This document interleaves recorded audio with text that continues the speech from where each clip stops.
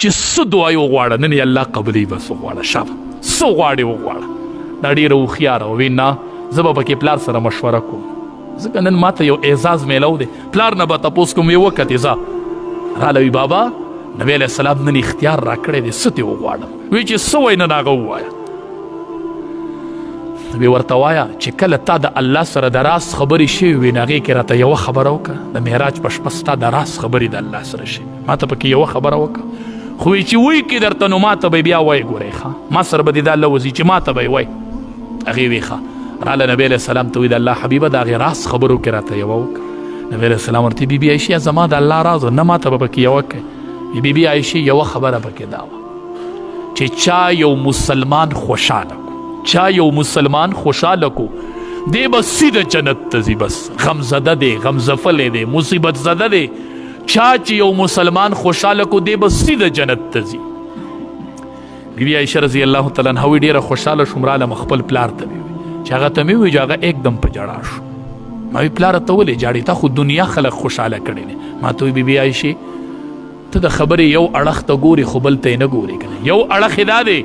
چې چا مسلمان خوشحاله کو به سیده جنت ته ځي خو بل اړخ یې دا دی چې چا مسلمان خفه کو دی به سیده جهنم ته ځي بل اړخ خو د خبرې دا دی که بل اړخ خو د خبرې دا دی رب العالمین وی ما ګورئ الله وی ما ګورئ ما به کوم ځای ومومئ الله وی ما به کوم ځای ومومئ مونږ وایو جومات کې به الله ومومم نه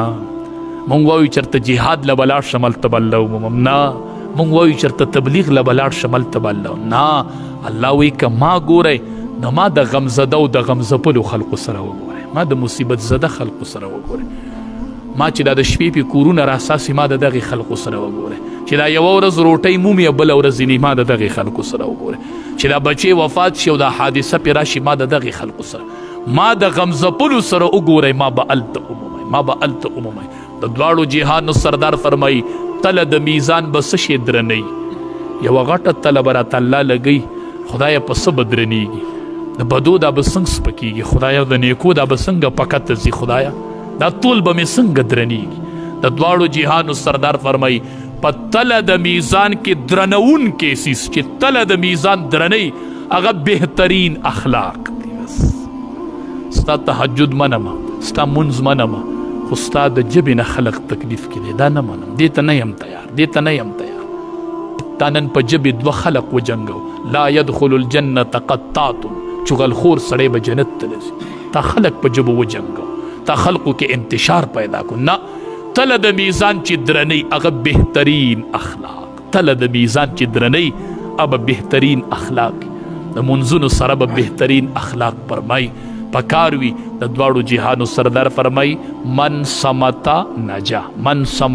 نجا څوک چې اکثر اوقاتو کې چپ پاتې شو دی به نجات وي بس خلک خبرې شروع کوي د چا غیبت رالی بس ته چپ کېږه زه به دې ځای نه پاسم بس زه نشم برداشت کولی تاسو د عالم بد وایي زه دې ځای کې نه کښېنم بس پاستې زه در سره نه کښېنم ځان لی وایه زه درنه لاړم زه لاړم زه دې ته نه یم تیار زه دا په غوږونو نه اورمه دا د مسلمان رور غیبت دی دا د مسلمان د عزت سودا شروع ده زه دې کې نه شریکېږم خپلې ژبې کنټرول کو په خوږه خبره زمونږ هېڅ نه کېږي او د بل پې ډېر لرغېږي یو سړي باندې غم یې ته وله لاړ شي چې مه خفه کېږه دا د الله د طرف نه ده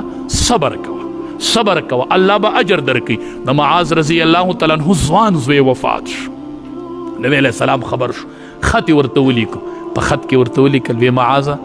دا څه چې واغېستل هغه هم د الله و دا څه چې دي دا هم د الله دي فلتصبر ولتحتسب معاذه صبر کوه او د الله نه د اجر امید ساته وی که ته صبر نه کوې